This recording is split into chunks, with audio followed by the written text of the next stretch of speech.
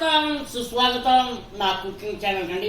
ఇన్ని రోజులు నేను వీడియో చేయకపోవడం కారణం ఏంటంటే తెలుసా, షూటింగ్ వల్ల బిజీగా ఉండడం వల్ల నేను వీడియో చేయలేకపోయాను. బట్ మీకు రెసిపీ చూపించలేకపోయాను. ఇప్పుడు నేను సరికొత్త రెసిపీతో మీ ముందుకు వస్తున్నాను. అదేనండి కరేపాకు కారం పొడి. అందులోకి మంచి వెరైటీగా చేద్దామండి. అంటే కొన్ని వేరే కరేపాకు ఒకటే కదండి, ఇంక వేరే ఐటమ్స్ చేద్దాం. దానికి ఏమేమి కావాలో చూద్దాం రండి. కరేపాకు కారం పొడి చేయడానికి కరేపాకు అండి. నెక్స్ట్ ఏమేమి వేద్దామో చూద్దాము రండి. కారం పొడికి కావాల్సిన పదార్థాలు అండి. ఇవి మిరపకాయలు వచ్చేసి కారానికండి, ఈ మిరపకాయలు వచ్చి కలర్కండి. ఇక కొద్దిగా చింతపండు, పుట్నాలు, అలాగే 2 పెద్ద గడ్డలు ఎల్లుల్లిపాయలు వేద్దామండి. నెక్స్ట్ ప్రాసెస్ చూద్దాం రండి. పెట్టామండి. కడాయి పెట్టిన తర్వాత మనము స్టవ్ ఆన్ చేసుకుందాం.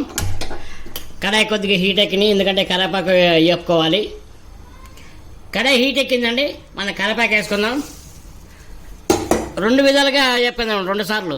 ఒక్కసారి అయితే మరి బాగోదు, 2 సార్లు వేపుకుందాం దీన్ని. ఇలాంటి ఇలా వేపుకోవాలి. కరేపాకు వచ్చేసి ఆయిల్ వేయకుండా వేపుకోవాలి, అప్పుడే బాగుంటుంది. ఎండుమిరపకాయలు వేపుకుందామండి. ఇప్పుడు స్టవ్ వెలిగించాం. ఇక్కడికి వచ్చేసి ఎండుమిరపకాయలు వేపుకుంటాం కదా, కొద్దిగా నెయ్యి యాడ్ చేస్తే సూపర్గా ఉంటుందండి కారపొడి. ఇకండి సరిపోద్ది. నెయ్యితో ఎండుమిరపకాయలు వేపుకుందామండి. టేస్ట్ మిరపకాయలు వేసుకుందామండి. ఇప్పుడు ఒక 8 మిరపకాయలు ఇవి వేపేసామండి. ఇప్పుడు మనం పుట్నాలు వేద్దాం. పుట్నాలు వేసుకుందామండి. కొద్దిగా ధనియాలు వేద్దామండి. అలాగే కొద్దిగా జీలకర్ర వేద్దాం, చాలా బాగుంటుంది. అలాగే కల్లుప్పు వేద్దామండి. కల్లుప్పు కూడా వేపుకుందామండి, ఎందుకంటే టేస్ట్ బాగుంటుంది. ఓకే అండి, ఇప్పుడు వేపుకుందాం మొత్తం ఒకసారి. వేగిపోయినాయండి ఇవి. మనం ప్లేట్లో వేసుకుందాం.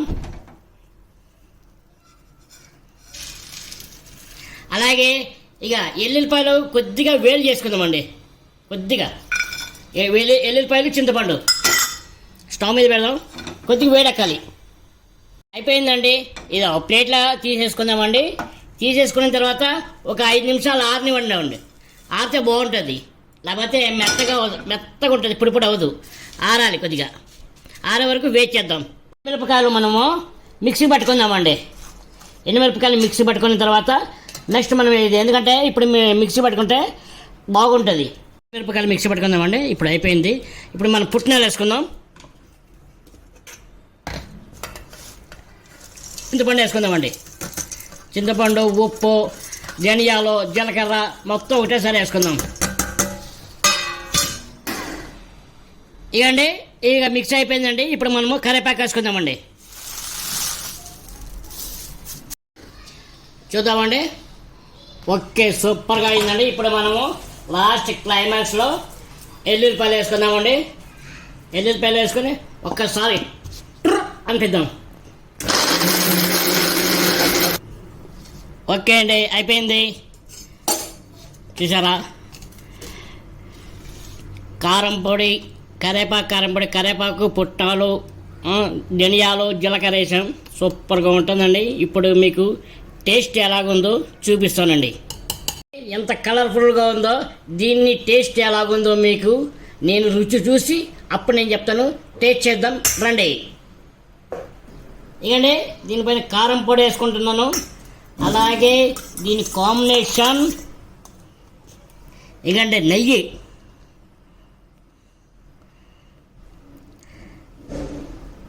ఓకే, కలుపుకొని మీకు చూపిస్తాను రండి.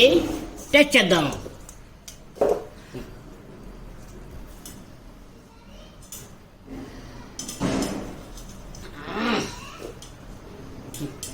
టేస్ట్ చేయబోతున్నానండి.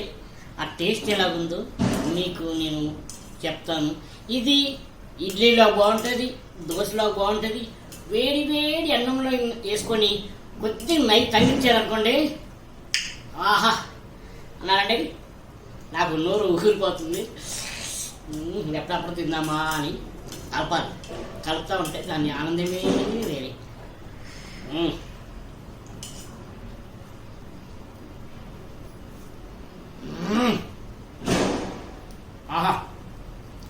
సూపర్ సూపర్ ఉంది. చాలా బాగుందండి.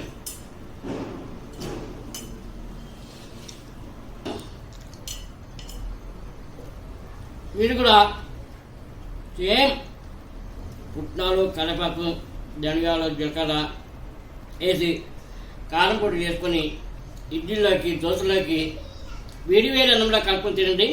అలాగే నా ఛానల్ని లైక్ చేసి షేర్ చేసి సబ్స్క్రైబ్ చేసుకొని ఆ బెల్ ఐకాన్ కొట్టండి. బాయ్.